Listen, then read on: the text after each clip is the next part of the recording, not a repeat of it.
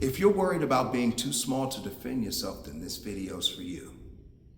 A big question that I get is, in self-defense, does size matter? And the short answer is yes, it does matter. But then the next question is, if size matters, am I wasting my time learning how to defend myself?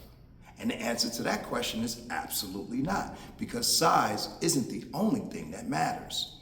Yes, size plays a big part in determining your ability to defend yourself. That's why they have size divisions in combat sports. It definitely plays a part. But it's not the only thing that plays a part. There are other factors that are involved, like technique.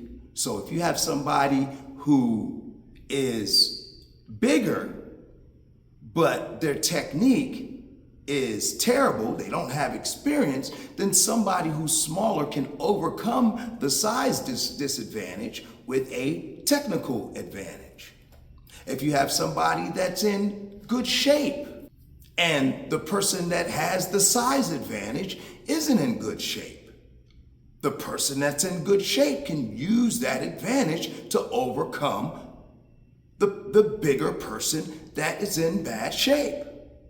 If you have a weapon, if the smaller person has a weapon and the bigger person does not have a weapon, the smaller person can use that weapon and overcome their size disadvantage.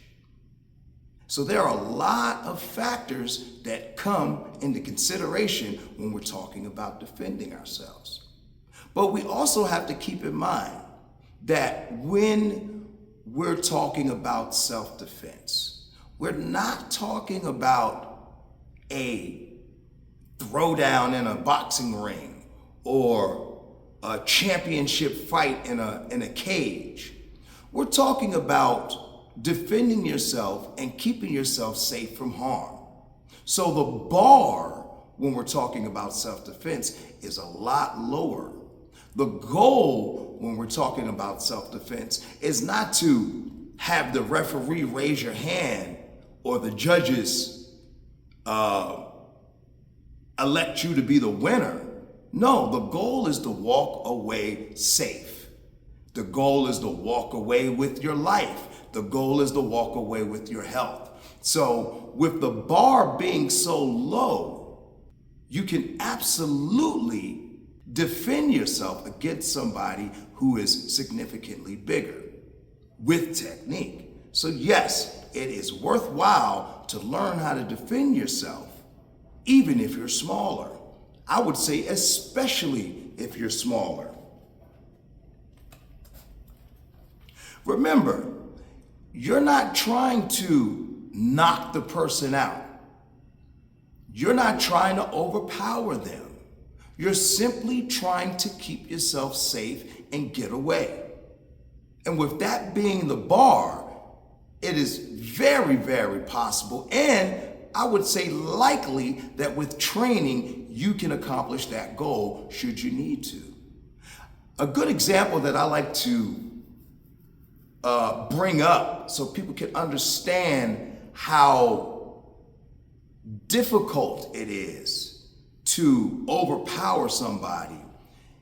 If you take a baby, a toddler that is close to supposing to be potty trained, and you take that toddler, and that toddler is head set on not getting their diaper changed.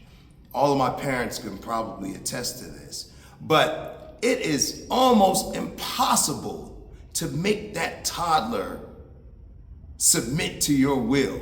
You have to literally let them calm down so you can change their diaper. And that's a good example that if you are willing to not give in to someone physically imposing themselves on you, it's almost impossible for that person to successfully do it. Most of the time, when someone is either assaulted or in a situation where they're in danger, the success of the perpetrator is highly dependent on them cooperating. So just by not cooperating, you can significantly increase your chances of survival and your chances of getting away safely. Like I said, the bar is extremely low when it comes to getting away safely. And with a little bit of training, a lot of it boils down to not freezing when you're confronted with a situation where you're in danger.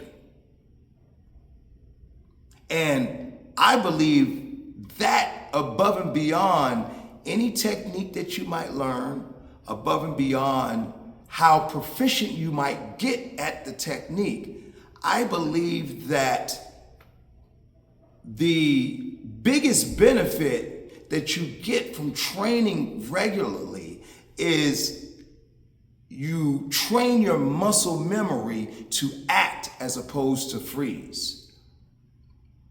I believe that freezing is probably the number one contributor to someone finding themselves in a unsafe situation perpetrated by someone else. And training, whether you get expert level good at it, or whether you do it, moderately and you never get to,